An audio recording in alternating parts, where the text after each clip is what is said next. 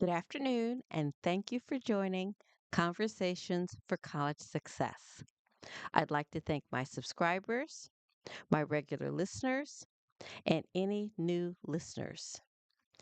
To all of my listeners today, if you are not a subscriber, I ask you to become one. The topic today is how to work a career fair. First, make sure you find out the date of your college or university's career fair. Next, you have pre-work to complete. Go to their website for information and details. The Career Services Department should be telling you the date and time of the career fair as well as the location. You want to update your resume. You're going to bring several copies of your resume to the career fair, more than you think you need. You're going to take the time to research the organizations that you plan to talk with, and I'm going to put them into two tiers.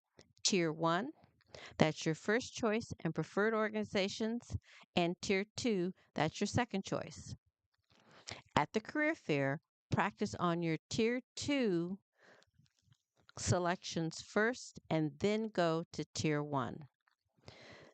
Prior to the career fair, you're also going to make notes on and research each organization within your Tier 1 and Tier 2. You're also going to practice your introduction. It's called a TMA. That is typically one of the first questions that an employer will ask you during an official interview. Tell me about yourself. Or it can also be called your elevator pitch or speech. Make sure that you write it down and practice. However, at the career fair or even in an interview, do not concern yourself with the specific order in which you share this information. No one, again, no one knows what you are going to say or the order but you. Therefore, if you do not say it in the same order that you had originally practiced it in, no big deal. Do not say you're sorry, especially if you think you've made a mistake or shared it differently. Again, no one knows that but you. Make sure to check the website and attendee list a few times before the career fair. You want to look for any additional attendees, and you also want to see the layout of the attendees at the career fair. Again, you want to locate and research companies or organizations of interest. Now, what does TMA stand for? Tell me about yourself. Or it's also called your elevator pitch. It is about 60 to 75 seconds of a self introduction for career fairs, for interviews, and for networking opportunities. Your introduction contains your name, the position or title of the position you're looking for, and one or two key skills. Example, my name is, my goal is to find full-time employment, an internship or co-op in. It could be engineering, it could be human resources, where I can utilize my customer service and analytical skills. Those are just two skills I threw out there.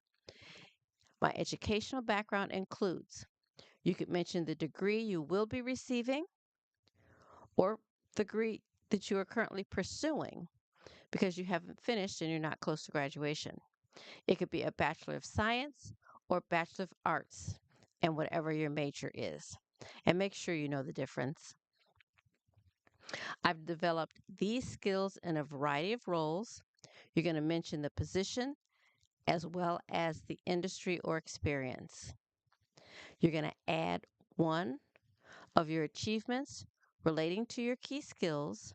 You want to make the connection between one example on your resume and one skill from your objective or your skills section on your resume.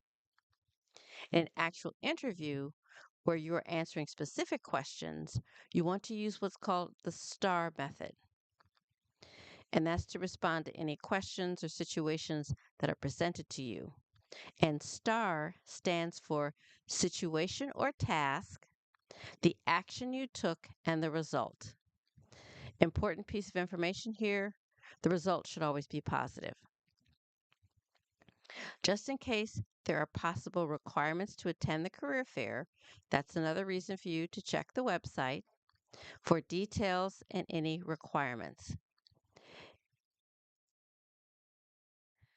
Check that website regularly for updates and the employer list.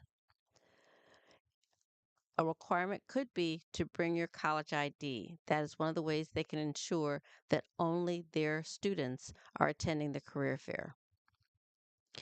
They may even have you register before the event, or you'll be registering and signing in the day of the career fair. Make sure that 1 or 2 days before the career fair, you verify the layout of the attendees and make sure there have been 0 changes. If there have been a few changes, particularly in who's attending, then you may need to make some adjustments and/or complete some additional research on some additional attendees you plan to speak with. On the day of the career fair, your requirements. Make sure you are dressed professionally. Navy blue, black or gray. It can be a suit with a white blouse or white shirt, dress shoes, and young men with a tie. If you do not own a suit, then dress slacks for men, dress skirt or dress slacks for women, with a white blouse or shirt, and young men again with a tie. If you do not wear a lot of perfume, finally, do not wear a lot of perfume or aftershave. Some employers are very sensitive to any and especially excessive fragrances. So you want to be light on that. What are you going to be bringing with you? The tools, your resume, and you're going to bring any completed research on each attendee you plan to talk with. Make sure you use your time very wisely. You may not have the entire day. You may only have about an hour. Where does that come from? Ask your professor before the career fair whether or not it's okay if you miss class, that you can get the notes from someone else. And if they're okay with it, you can do that. If you are not asked, don't just not go to your class.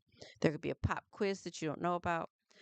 And if there is an exam, do not, I repeat, do not miss your exam to go to the career fair. I'm sure you can make other arrangements or do something else, essentially talking with the career services department to help you to be successful in doing what you need to do.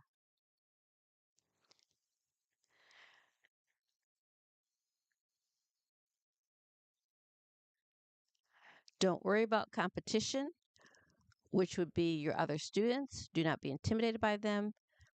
Your only concern is you. Reminder, before talking to employers at the career fair, know and be yourself. That includes dressing appropriately, look sharp, as mentioned previously, know your skills, know what you have to offer, meaning your strengths. Think about your goals. That's going to be what is career wise that you're looking at or hoping to work on or find employment in. And then attitude. Always be positive. When talking to employers, introduce yourself with teammate, which we just talked about, and create a nice flow. Example, I am a first, second, or third year, or I will be graduating this May. Be ready to answer questions about yourself. Do not spend a lot of time with companies that do not hire in your major. Ask recruiters/attendees about their career experience and how long they've been with the organization, especially if you happen to find out that they have the same degree or major as you do. If you're graduating, you can also ask what is a typical career path for the full-time position you are interested in. Do not ask questions about salary or benefits. Again, do not ask questions about salary or benefits at the career fair or in your first interview. Matter of fact, you shouldn't ask it until they bring those topics up first. Pay attention to what employers ask you to do. For example, they might ask you to complete an online application even though you've given them your resume. Be aware of the fact that you need to be in their system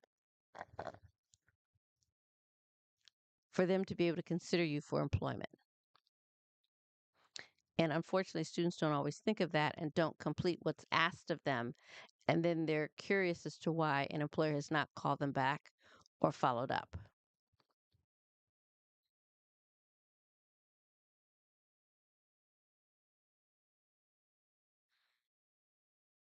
You can talk about the reason you are currently in the market. That can be positive, forward movement in your career, or the experience you are seeking to gain as an intern, co op, or even a full time employee. When summarizing, you can mention any of what's called the 6 E's: your experience, your education, examples, how effective you've been, what you enjoy, or your excitement about certain things.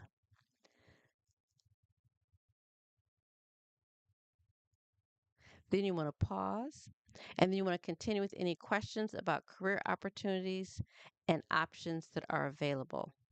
Here's a quick example. My name is Jackie Jones.